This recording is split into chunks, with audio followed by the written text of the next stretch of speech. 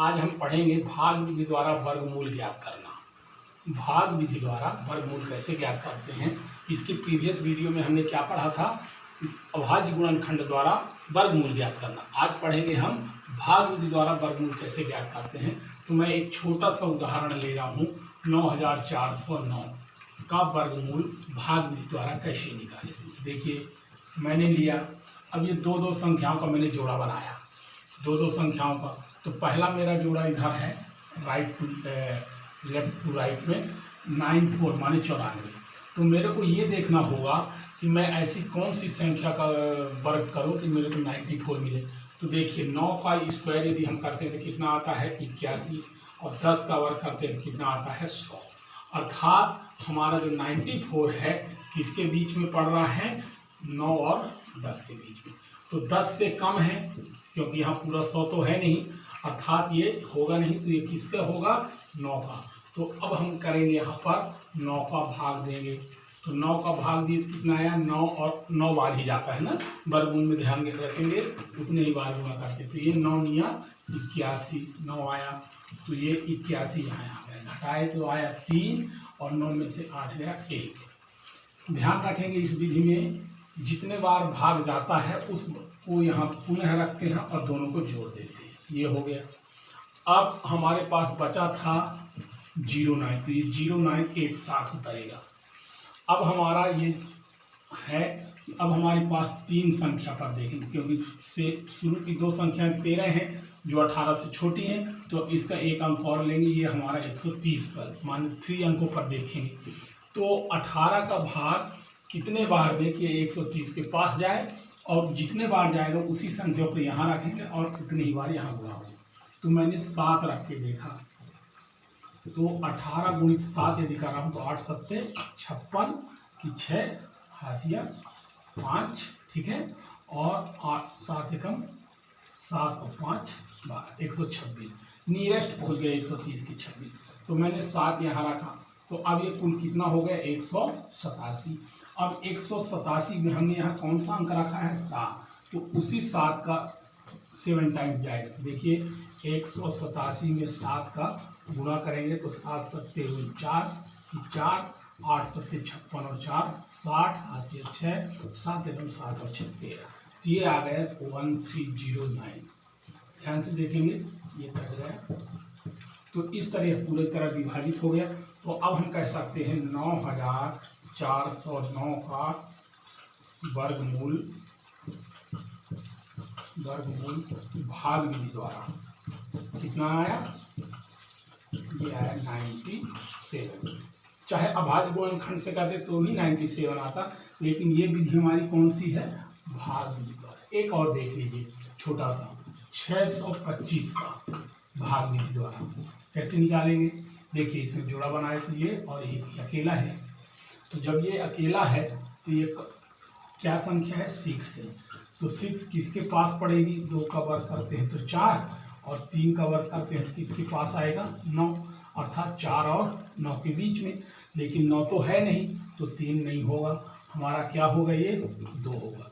तो पहला हम भाग देंगे 2 का, तो 2 का 2 बार ही जाएगा क्योंकि वर्ग ज्ञात करते हैं। वर्गमूल ज्ञात करने के लिए जिस संख्या को लेते हैं उतने ही बार यहाँ पर भाग देना पड़ता है। तो 2 का 2 बार गुणा की कितना आया 4, घटा दिए, घटाने पर आया हमारा 2। अब जितने बार हमारा ये गुणा गया था, भाग गया था, भागफल आया था, उस भाग को पुनः यहाँ पर भागफल को लिखते हैं। तो 2 और 2 कितना हो गया 4, जोड़ लिए। अब 2 संख्याएं हमारी एक साथ उतरेगी, ठीक, 2 संख्या एक साथ उतरेंगी तब हमारी संख्या हो 225। तो 225 को क्या करेंगे, अब ये शुरू के 2 संख्याओं को पकड़ेंगे। तो शुरू की 2 संख्याएं क्या है 22।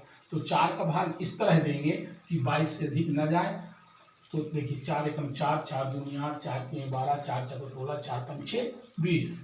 5 बार जाता है तो 20 आता है, और 6 बार जाता है तो 24 आता है। तो 24 क्या हो जाता है, अधिक हो जाता है, तो हमको 6 नहीं लेना है, 5 लेना है। तो ये 5 को हमने यहाँ लिखा, और इस 5 को जब हमने लिखा तो क्या हो गई हमारी संख्या 45 हो गई। तो जो 5 को हमने यहाँ लिखा उसी 5 को फिर हमको यहाँ लिखना पड़ेगा। कहने का मतलब 5 बार ही भाग जाएगा।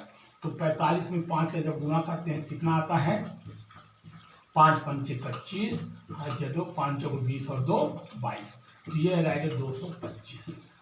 ये पूरी तरह कट गया।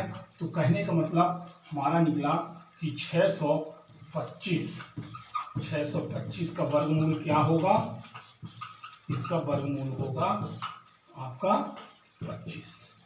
इसी को लिख सकते हैं ये। तो इस तरह भाग विधि द्वारा वर्गमूल निकालते हैं। एक उदाहरण और देख लेते हैं, दशमलव के अंकों को कैसे ज्ञात करते हैं। ये तो पूर्ण विभाजित संख्याएं थी, पूर्ण वर्ग संख्याओं को हमने देखा। अब ऐसी संख्याओं को उदाहरण लेते हैं जो पूरी तरह से वर्ग नहीं है या वर्गमूल ज्ञात नहीं होता है। देखिए मैंने एक उदाहरण लिया 51.84, इसका वर्गमूल निकालना है आपको। तो कैसे निकालेंगे भाग विधि से, पहले ये लगा दीजिए। अब हमको ये दो संख्याओं को देखना है। दो संख्या क्या है 51, तो 51 किसके किसके बीच में आएगी, 7 का वर्ग क्या होगा 49 और 8 का वर्ग क्या होगा 64। तो जो 51 है 51 संख्या है किसके किसके बीच में पड़ रही है 49 और 64 के, अर्थात ये 7 और 8 के बीच में। तो 64 तो है नहीं, तो जब 64 नहीं है तो ये संख्या को हम नहीं लेंगे।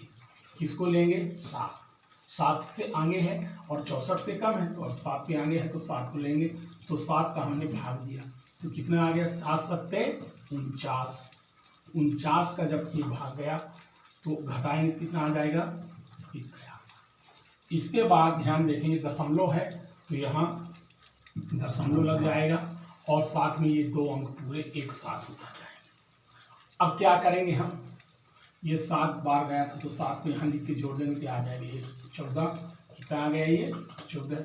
अब हमको ये दो अंकों पर देखना है, तो ये कितना है दो अंक 28 है, तो इस 28 पर 14 का भाग देंगे तो 14 दूनी 28, 2 बार गया, जितने बार गया उसको यहाँ लिख देते हैं। अब ये नई संख्या क्या बन गई 142। कितनी बन गई 142। अब इसमें कितने का गुणा करेंगे हम तो ये हो जाएगा, तो जो हम संख्या यहाँ लिखे हुए हैं उसी संख्या का पुनः गुणा करेंगे इसमें, माने उतने ही बार जाएगा। तो ये 2 का गुणा जब हम 142 में कर रहे हैं तो ये आ जाएगा 4, 4 दूनी 8। ध्यान रखेंगे जिस संख्या को यहाँ लिखते हैं उतने ही बार भाग जाता है। तो ये आ गया 284, पूरी तरह कट गया। तो कहने का मतलब ये हुआ कि 51.84 का वर्गमूल क्या हुआ हमारा 7.2। ये आया भाग विधि द्वारा वर्गमूल ज्ञात करना। आजकल बच्चों से नहीं बनता है तो इसको विशेष रूप से ध्यान देंगे कि वर्गमूल कैसे निकालते हैं भाग विधि द्वारा। और दशमलव के अंकों तक का भी ज्ञात करते हैं। इसमें एक अंक का है, दशमलव के बाद एक अंक है, दशमलव के बाद 2 अंक भी हो सकता है, 3 अंक भी हो सकता है। तो इस तरह जब अभ्यास करेंगे तो आपको भाग विधि द्वारा वर्गमूल ज्ञात करके बन जाएगा।